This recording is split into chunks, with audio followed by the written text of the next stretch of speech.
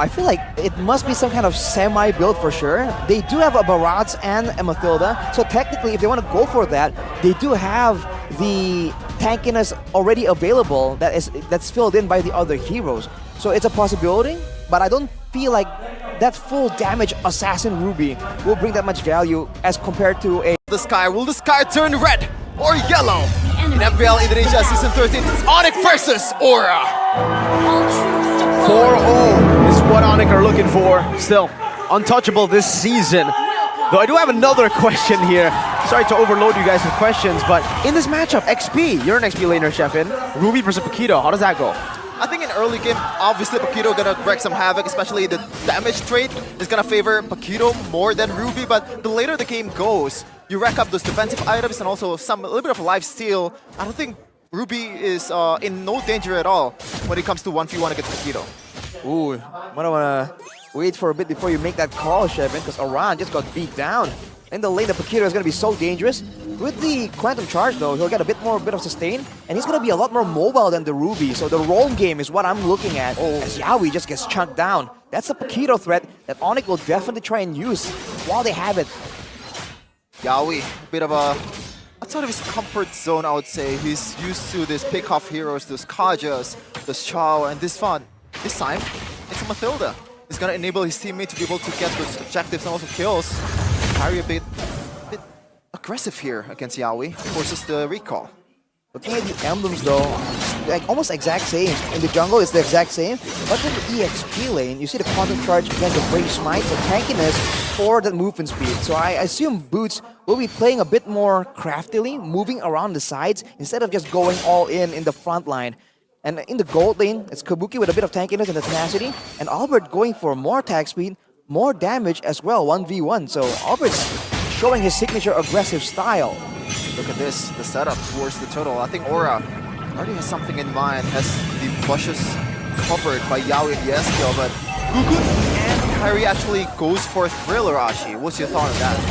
You just want to get fast clear, and in this condition, in this matchup right here, where both want to try and contest for the neutral objective, having a faster clear is definitely a big factor, but also the control here, and Onic definitely has more control in the early stages. Two-man taunt from Kairi, who jumps in with his Fury as well. But it will be secured by Gugun, using that turn as welcome now. Only now does he use it to try to look for an initiation or to counter it. Onic, concede. Oh, how cheeky that is, Arashi. Yes. Minotaur hasn't had the level 4 yet, but Yeskiel already had the Minotaur locked on. That's just impudence coming in from Aura, and it's great to see that they're not buckling under the pressure here, going up against the favorites for this matchup. Oh, taking out the talent prediction by Samsung Galaxy. We know what's going on with Mirko, but hey, for the most part, I mean, over there, Lim Kochel is with you on the Indonesian desk, Mirko. Yeah, it's just me and Lim. Or actually Lim alone. Really depends on how you see it, right? Right. Very, very convenient. So, first total already secured by Aura. Very good, very positive early game so far, but it's only 300k. I mean, 300 gold. Still definitely a minor gold advantage.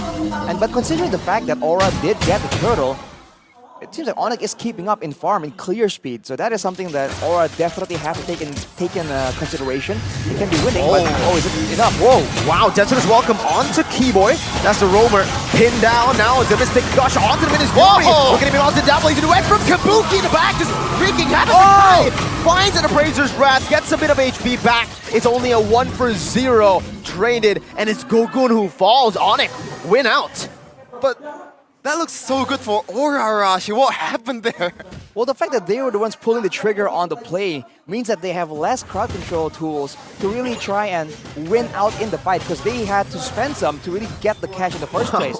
For Onic, it's the exact opposite. They layer everything perfectly, and they know who they're going for, and they have a lot more burst damage at their disposal. The Gord against the Valentina, we're seeing it again.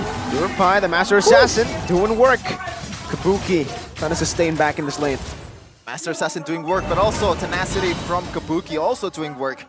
Seems like he knows that he's going to be the prime target for Onic, especially Keyboy had those knockups. You can't really escape those knockups when you're trying to go in for Kabuki. Second turtle, Yawi dragging the turtle. I feel like for Onic, they are very happy to go for those pickoffs, go for those counter engages like that, you know. you get caught with one crowd control tool, you never know when the rest of the team are going to follow up on it. For Aura, it's the exact opposite. They have to try and find a really favorable fight and, you know, feint, move back and forth a bit in order to bait out some of these spells using the Mathilda. One of the power picks they prioritize picking it first. Oh, Gugun, or to use that to his welcome. Kyrie steals it away from under his feet. Gugun now stunned up and Mystic Projectile and a Mystic Gush to win damage as he flickers out safety as Iran tries to dive into the back. Kyrie brought back to the team by Gugun with the missiles now as Kyrie will be taken out. Boots looking for an angle. Iran, the Iran Wolf King stopping him in his tracks. And Onic will back away. They will take that trade. Not for long. The Aura are actually going to be the ones walking up. Oh! Knockout strike to knock Yaoi out. Iran jumping in all the way under the turret. Gugun here backing him up onto Keyboy. Will try to look for more, but in the end they will be forced to back away. And Onic get an amazing double. Mystic Projectile just again from Suns. The highlights just pouring on over and over again. Aura thought they had a sandwich, but it looks like it's gonna be a knuckle sandwich for Boot. I probably would expect Sans to be with. Oh my goodness gracious. He's trying to take it away, certainly, with that Mystic Projectile and Gush. I think so. That's the odd potential you have on the Gourd. That's what allows this Gourd to really rise in popularity. The fact that you can have good wave clear, safe wave clear, because you can leave the Mystic field there, but So also annoying. have a lot of ways to go for a catch, a pickoff, and still output a lot of damage in AoE fashion in the later stage of the game. Now with Onic controlling the Lord Pit, I think Aura will have to try and find a way in now. It's going to be a lot more difficult. Boots. He's waiting for Kabuki, jumps in right now. Does the Wind of Nature get popped? No, it's only the guiding wind right now for Yaoi. Albert walks up, Iran gets assassinated, one more hit! Iran flickers out to safety just in time, barely. And they chunked Aura enough to maybe go for the Lord for free. Gugun is in no position to contest. Sans pops in that Mystic Gush to zone him away. Perfect execution of this Lord take for the Sky Kings. We've talked about this, Arashi, the killer mentality, the difference of Albert and CW. Just, there you go, that's it. I mean, that was just layers and layers of play from Onic. The fact that Boots was able to make everyone panic because they thought that, oh, Kabuki's gonna pick off. Before you know it, Arwan is the next target. Now Gugun! Oh, Retribution, Mystic Gush. There's a guiding wind to grant him to safety. Now we take a look at the items. Oof. Onic just not letting Aura breathe at all. Sans is going for the double wand build here, along with the Enchanted Talisman, so a lot of cooldown already available. He's just gonna spam it out, and even if you don't get hit by the Mystic Projectile, if you get slowed just a bit, the whole roster of Onic have a lot of catch-up potential. Circling Eagle onto the back, Kyrie with the taunt.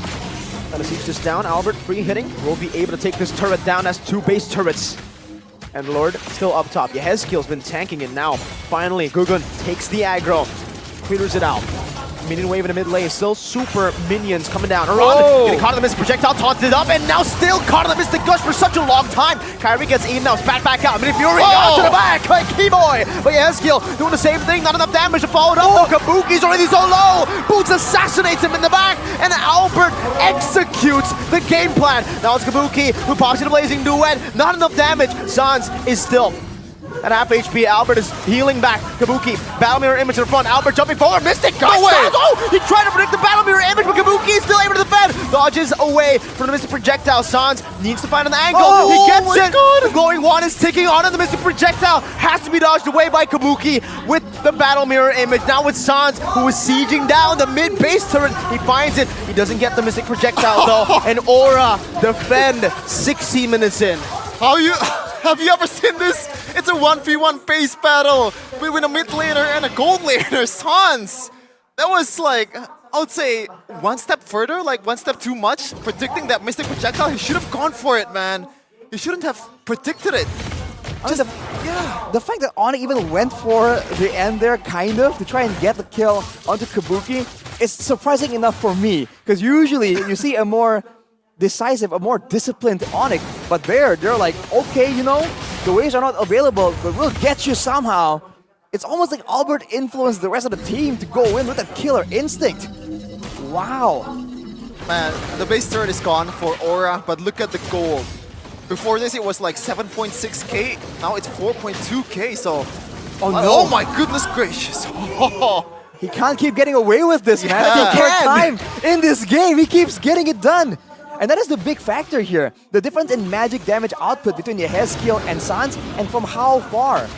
For the most part, if you look at the itemization, even Boots only now has the final item being an Oracle, right? He was building physical defense for the longest time, knowing that Yehezkiel has to pick up the Minion Fury instead of higher damage spells in these fights. The same can't be said for Aura, just like that, the zoning ultimate from Sans.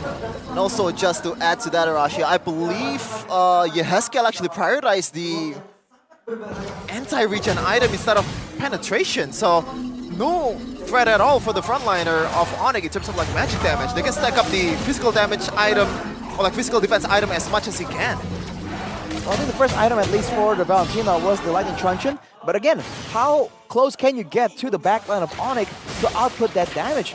It doesn't seem like Onic, especially Sans and Albert, are too concerned about it. Sans now has the Winter Truncheon, but I believe that's not really made to try and deal with, you know, with the burst potential. It's more about trying to avoid the Blazing Duet maybe, or Aran just jumping in, trying to burst him down. How do you defend this? How do you defend this against Sans and Albert? Boots is still looking for an angle to fight. Aran trying to hold Keyboy down. They're actually doing a good amount of damage. Yehezkiel, what? All the way in the front, gets baited in by Sans. And he falls before Onic even looked for a full team fight. Kyrie in the front now, holding Aran down. A Mystic Gush dodged away from Kabuki. He's taking a whole lot of damage from that, though. Goes back to the Battle Mirror image. They happen able to defend right now as Aran gets taunted up. The guiding wind is there, but Aran doesn't go for it just yet. Aim offended to lock Boots down. Kabuki on a killing spree this time around. On a Appraiser's Crash to the back. Now it's a Winter Truncheon by Gugud. The Minus Fury, but they stay objective. They target the base down, and they secure game number 1.